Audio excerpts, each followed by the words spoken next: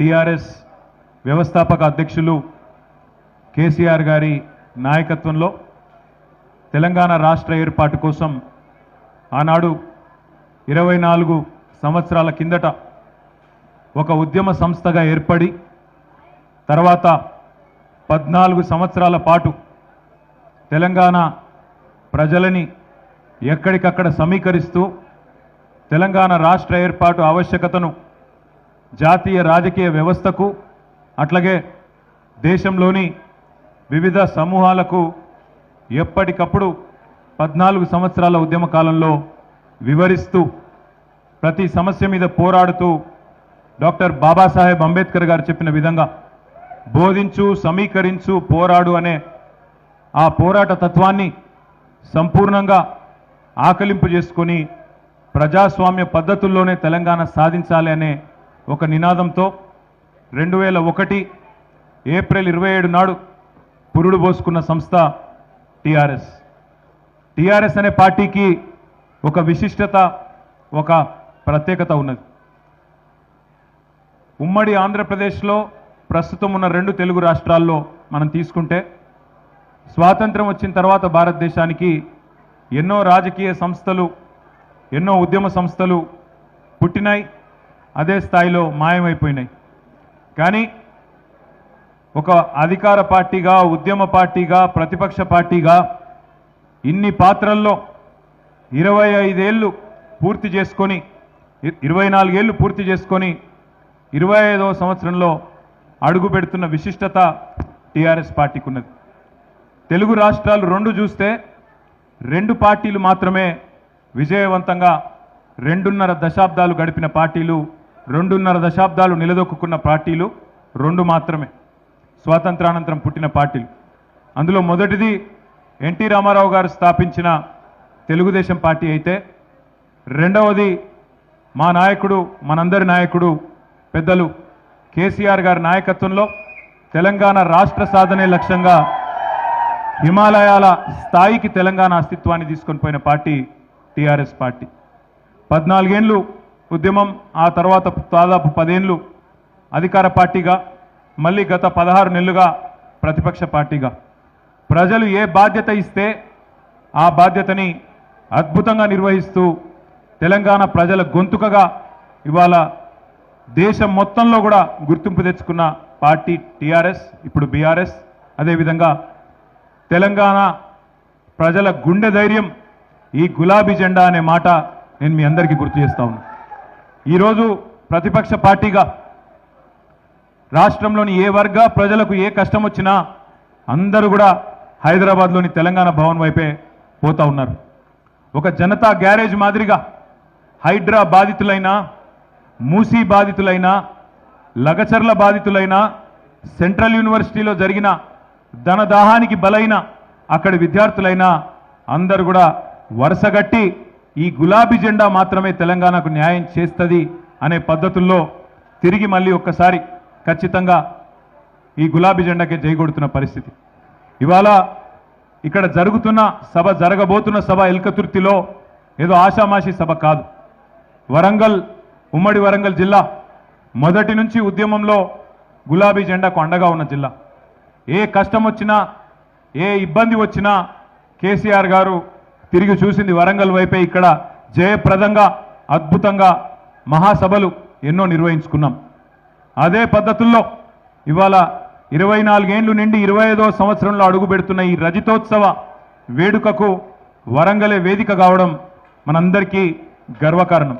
ముఖ్యంగా ఉమ్మడి వరంగల్ జిల్లా కార్యకర్తలు, నాయకులు, వారందరి విజ్ఞప్తి మేరకు, వారందరి కోరిక మేరకు పెద్దలు కేసీఆర్ గారు మరి మళ్ళీ ఒకసారి వరంగల్నే వేదికగా ఎంచుకున్నారు.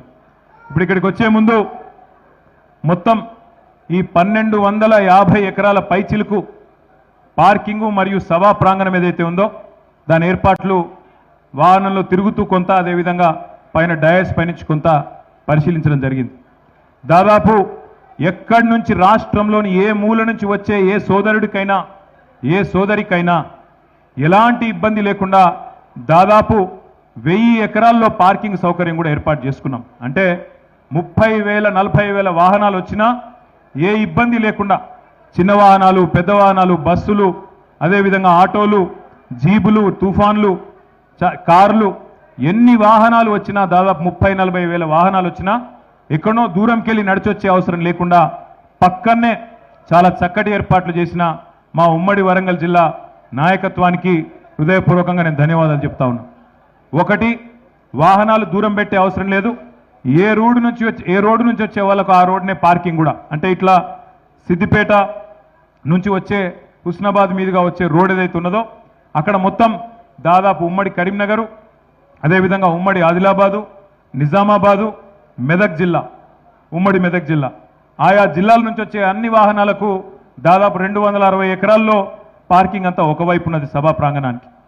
మరొక వైపు ఇటు ఖమ్మం, నల్లగొండ, ఇటువైపు కొంత భాగమైన వరంగల్ జిల్లా, అదేవిధంగా మరి వారందరికీ కూడా ఇటు పక్కన బ్రహ్మాండంగా దాదాపు 600 ఎకరాల్లో పార్కింగ్ యువతల వైపు ఉన్నది.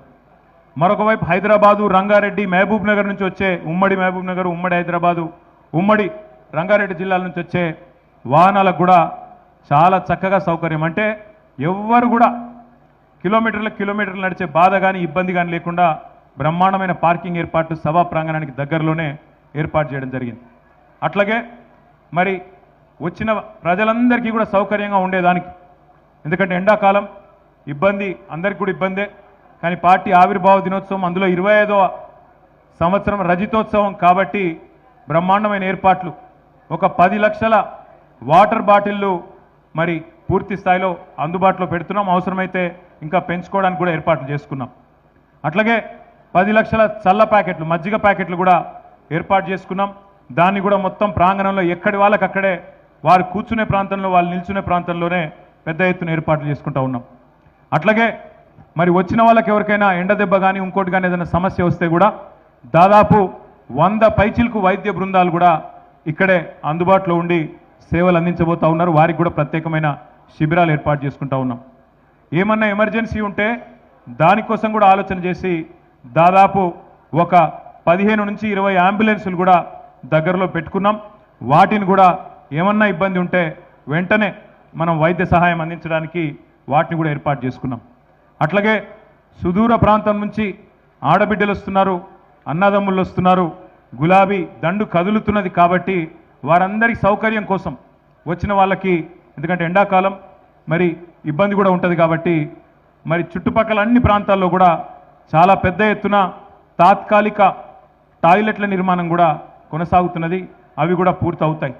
అంటే అన్ని రకాలుగా వచ్చిన వాళ్ళకి పార్కింగ్ నుంచి సభ చేరుకోవడానికి ఈజీగా వచ్చిపోయేదానికి ఎక్కువ దూరం నడిచే అవసరం లేకుండా, అట్లాగే వచ్చిన తర్వాత నీళ్లు కానీ మజ్జిగ కానీ ఏమైనా ఇతరత్రా చిన్న అసౌకర్యం ఉంటే దానికి సంబంధించిన ఏర్పాట్లు కానీ అన్నీ కూడా ఆలోచించి, ఎందుకంటే కాంగ్రెస్ గవర్నమెంట్ కాబట్టి మాకు వీళ్ళ కరెంటు మీద కూడా నమ్మకం లేదు. ఎందుకంటే కాంగ్రెస్ వచ్చినాక కరెంట్ ఎంత అవుతుందో నాకంటే బాగా మీకే తెలుసు. అందుకే దాదాపు 200 జనరేటర్లు కూడా ప్రత్యేకంగా ఏర్పాటు చేసుకున్నాం. వీళ్ళని నమ్ముకుంటే ఖచ్చితంగా వీళ్ళు మరి ఏదో రకంగా మోసం చేస్తారని తెలుసు కాబట్టి 200 జనరేటర్లు కూడా ప్రత్యేకంగా పార్టీ ఏర్పాటు చేసి గత 15-20 రోజులుగా ఇక్కడ వరంగల్ జిల్లా నాయకులు చాలామంది కష్టపడతా ఉన్నారు. సోదరులు వినయ్ భాస్కర్ గారు, సోదరులు పెద్ది సుదర్శన్ రెడ్డి గారు, సోదరులు పోచంపల్లి శ్రీనివాస్ రెడ్డి గారు, ఇంకా పెద్దలు గ్యాదరి బాలమల్లు గారు, మరి ఇక్కడనే అదేవిధంగా స్థానిక మాజీ శాసనసభ్యులు సతీష్ కుమార్ గారు మరి ఇక్కడే వారు మరి పూర్తి స్థాయిలో నిమగ్నమై ఈ మొత్తం ప్రాంగణము, పార్కింగు ఇవన్నీ కూడా ఏర్పాటు పర్యవేక్షిస్తూ ఉన్నారు. పెద్దలు దయాకర్రావు గారు, అదేవిధంగా గౌరవనీయులైన రాజయ్య గారు, గౌరవ శాసనసభ్యులు పల్లా రాజేశ్వరరెడ్డి గారు, ఇంకా మిగతా మిత్రులందరూ కూడా రెడ్డి నాయక్ గారు, ఇంకా మన మిగతా మిత్రులందరూ కూడా ఎక్కడి వారు అక్కడ వారి నియోజకవర్గాలకు సంబంధించి సత్యవతి రాథోడ్ గారు, ఇంకా కవిత గారు, అదేవిధంగా మిగతా మిత్రులు ఎంపీ రవి గారు, ఇంకా మన రవీంద్రరావు గారు, పేరు పేరున అందరికీ వారందరూ కూడా వారి నియోజకవర్గాల్లో జన సమీకరణ, అక్కడి నుంచి ప్రజలు పెద్ద ఎత్తున తరలి వచ్చే ఏర్పాట్లు కూడా చేస్తూ ఉన్నారు. నాకు ఉన్న అవగాహన మేరకు టీఆర్ఎస్ చరిత్రలో, ప్రస్తుత బీఆర్ఎస్ చరిత్రలో ఇది ఒక అతిపెద్ద బహిరంగ సభ కాబోతూ ఉన్నది. మీరందరూ కూడా చూస్తారు.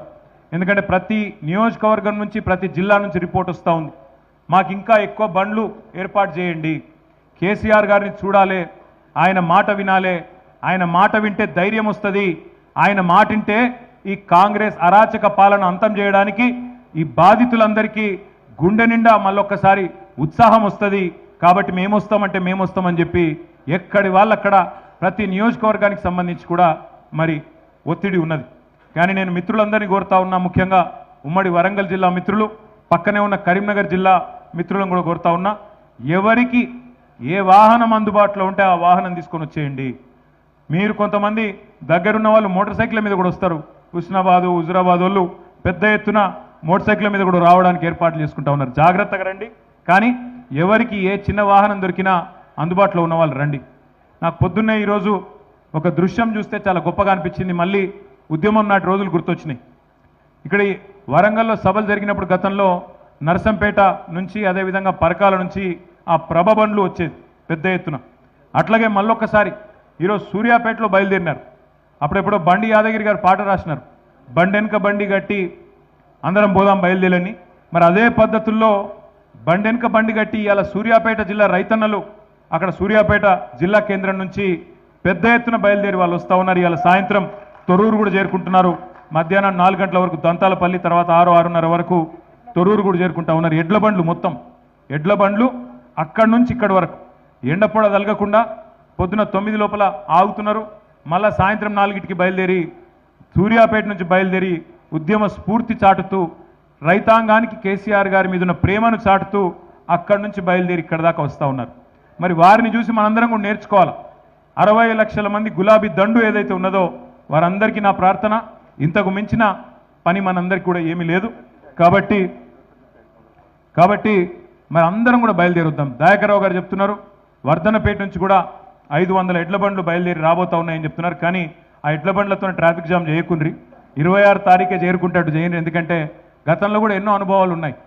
వరంగల్లో సభ జరిగింది అంటే జనగామ దాకా ట్రాఫిక్ జామ్ అయిన సందర్భం మీరే రిపోర్ట్ చేసినారు. అట్లా కాకుండా ఈసారి పద్ధతిగానే ప్లాన్ చేసుకుంటున్నాం. 2000 మంది వాలంటీర్లను పెట్టుకున్నాం. ఆ పిల్లలు కూడా ఇక్కడ ఉన్నారు, వాళ్ళ యూనిఫామ్లు వేసుకొని ఉన్నారు. 2000 మంది వాలంటీర్లు ప్రత్యేకంగా ఇప్పుడు ఇక్కడికి వచ్చినప్పుడు చూసుకుంటూ వచ్చినాం. చిన్న చిన్న కల్వర్ట్లు ఉన్నాయి. కాకతీయ కాలువ మీద కానీ కొన్ని చోట్ల వర్క్ నడుస్తున్నది. అక్కడ రోడ్డు నేరోగా ఉన్నది. అక్కడ ప్రత్యేకంగా వాళ్ళని డిప్లాయ్ చేద్దాం అనుకుంటా ఉన్నాం.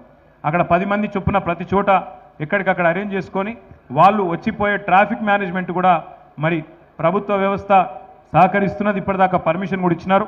వారు కూడా పోలీసు వాళ్ళు కూడా మరి ట్రాఫిక్ నియంత్రణ చేస్తారు. కానీ మా ఏర్పాట్లు కూడా మేము చేసుకుంటా ఉన్నాం. మేము కూడా 2000 మంది వాలంటీర్లను పెట్టుకొని వారిని కూడా మరి వినియోగించుకోబోతా ఉన్నామని చెప్పి తెలియజేస్తా ఉన్నాం. ఇది ఒక ఉత్కృష్టమైన సందర్భం. ఇట్లాంటి సందర్భాలు మళ్ళీ పార్టీ చరిత్రలో మళ్ళీ రావు. మళ్ళీ ఇంకో 25 ఏళ్లకు 50 ఏళ్ల పండుగప్పుడు అప్పుడు మళ్ళీ గోల్డెన్ జూబ్లీ ఉంటుంది. కాబట్టి ఈ రాష్ట్రంలో ఉన్న ప్రతి గులాబీ సైనికుడు, ప్రతి కేసీఆర్ మరి దళంలోని సభ్యుడు అందరూ కూడా ఖచ్చితంగా ఇక్కడికి చేరుకునే విధంగా ఏ వాహనం అందుబాటులో ఉంటే ఆ వాహనం అందిపుచ్చుకొని మన నాయకుడు కేసీఆర్ గారికి అదేవిధంగా తెలంగాణ సమాజానికి ఒక కొత్త ఉత్సాహాన్ని ఇవ్వడానికి, జరుగుతున్న అరాచక పాలనను మరి ప్రశ్నించడానికి, వాళ్ళను ఖచ్చితంగా ఎదుర్కోవడానికి, ఎండగట్టడానికి, అదేవిధంగా బీజేపీ పార్టీ కూడా చేస్తున్న పన్నాగాలను గత 11-12 సంవత్సరాలుగా తెలంగాణకు చేస్తున్న అన్యాయాన్ని కూడా విడమర్చి చెప్పడానికి, అదేవిధంగా గ్రామానికి తిరిగి కేసీఆర్ గారి సందేశాన్ని చేరవేయడానికి మా వాళ్ళందరినీ కూడా కదిలి రావాలని విజ్ఞప్తి చేస్తూ ఉన్నాం. పెద్ద ఎత్తున ఈ కార్యక్రమానికి సహకరించిన మీడియాకు కూడా హృదయపూర్వకంగా ధన్యవాదాలు. మరి కేసీఆర్ గారు బహుశా దాదాపు 4:30 గంటలకే ఇక్కడ చేరుకుంటారు. చేరుకొని 5-5:30 గంటలకి సమావేశం ప్రారంభమవుతుంది. అందుకే మనందరం కూడా ఖచ్చితంగా కేసీఆర్ గారు చేరుకునే టైంకి మనందరం కూడా చేరుకోవాలి. 4:30 గంటలకి 4-4:30 గంటలకు చేరుకొని ముందు రెడీగా ఉంటేనే సార్ కూడా వస్తారు. సార్ ఎట్లాగో హెలికాప్టర్ ద్వారానే వస్తున్నారు కాబట్టి మరి వారికి అన్ని అరేంజ్మెంట్లు కూడా చేయడం జరిగింది. టైంకి వస్తారు కాబట్టి మనం కూడా టైంకు చేరుకోవాలి. ట్రాఫిక్ మరి ఇంకోటిలో ఇరుక్కపోవద్దంటే కొద్దిగా ముందే వెళ్ళాలి. ఏప్రిల్ 27 నాడు మొత్తం రాష్ట్రంలోని 12,796 గ్రామ పంచాయతీల్లో ఎక్కడికక్కడ గులాబీ జెండాలు ఎగరవేసి మా సైనికులందరూ బయలుదేరాలి. అట్లాగే రాష్ట్ర వ్యాప్తంగా ఉండే మున్సిపల్ డివిజన్లలో కూడా ప్రతి మున్సిపాలిటీలో ప్రతి డివిజన్లో ఇవాళ జెండా ఎగిరేసి అక్కడి నుంచి మనం వరంగల్కు బయలుదేరాలి. పొద్దున్నే ఆ కార్యక్రమాన్ని పూర్తి చేసుకొని రాష్ట్రమంతటా కూడా కదం దొక్కి చెలో వరంగల్ అని చెప్పి అందరం కూడా ఇక్కడ చేరుకొని ఈ కార్యక్రమాన్ని విజయవంతం చేసుకుందాం. కేసీఆర్ గారి ప్రసంగం, కేసీఆర్ గారి సందేశం వినాలని చెప్పి ఇవాళ ప్రతి తెలంగాణ బిడ్డ కరోనా సమయంలో ఎంతైతే ఉత్సాహం, ఎంతైతే ఉత్సుకత ఉండేనో, కేసీఆర్ గారు ఏం చెప్తారు అనే ఒక ఆనాడు ఉత్సాహం కరోనా టైంలో ఎట్లయితే ఉండేనో, ఎట్లయితే కేసీఆర్ మాటలు అంటే ధైర్యం వస్తుందనే వాతావరణం ఉండేనో, మళ్ళొక్కసారి అదే వాతావరణం ఇవాళ రాష్ట్రం మొత్తంలో ఉంది. అందుకే తప్పకుండా ఈ కార్యక్రమం జయప్రదంగా చేసుకోబోతా ఉన్నాం. ఇక చివరి మాట మా వైపు నుంచి, ఇప్పటిదాకానైతే యంత్రాంగం సహకరిస్తూ ఉన్నది, సహకరిస్తారనే మేము ఆశిస్తున్నాం. ఎందుకంటే ఇదేదో గవర్నమెంట్ మీద పోరాటానికో ఇంకో దానికో ప్రజలను రెచ్చగొట్టడానికో చేస్తున్న కార్యక్రమం కాదు. శాంతియుతంగా మా పార్టీ వార్షికోత్సవాన్ని మేము చేసుకుంటా ఉన్నాం. మా పార్టీ వార్షికోత్సవం 27 ఏప్రిల్ నాడు కాబట్టి 25వ వార్షికోత్సవం రజతోత్సవం కాబట్టి పెద్ద ఎత్తున ఏర్పాట్లు చేసుకుంటా ఉన్నాం. ఇప్పటిదాకా సహకరించినట్టుగానే రాబోయే 3-4 రోజులు కూడా సహకరించి ఎలాంటి విఘ్నాలు లేకుండా, ఎలాంటి అవాంతరాలు లేకుండా ఈ కార్యక్రమాన్ని విజయవంతం చేయడంలో సహకరించాలని జిల్లా యంత్రాంగానికి, అదేవిధంగా పోలీస్ అధికారులకు కూడా విజ్ఞప్తి చేస్తూ మీ అందరికీ కూడా హృదయపూర్వకంగా సహకరించినందుకు ధన్యవాదాలు, నమస్కారాలు, థ్యాంక్ యూ. ఏమైనా ప్రశ్నలు ఉంటే ఏమైనా అడగదలుచుకుంటే అడగండి. ఆగండి ఆగండి ఆగండి అడగదలుచుకుంటే అడగండి, లేదంటే మీకు కంక్లూడ్. కూర్చో అన్నా.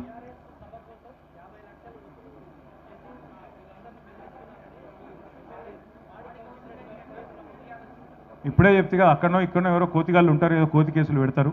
రేవంత్ రెడ్డికి తెలిసిందే గా విద్య, అలాంటివి ఏమి జరగలేదు, జరగవు. ఏదో ఆయన మా పార్టీ యొక్క సభను అంతో ఇంతో చిన్న మరకంటించినందుకు చేస్తున్న ఒక చిలిపి ప్రయత్నం తప్ప ఏం కాదు. దాన్ని అంత సీరియస్గా తీసుకోవాల్సిన అవసరం లేదు. ఇంకేమన్నా?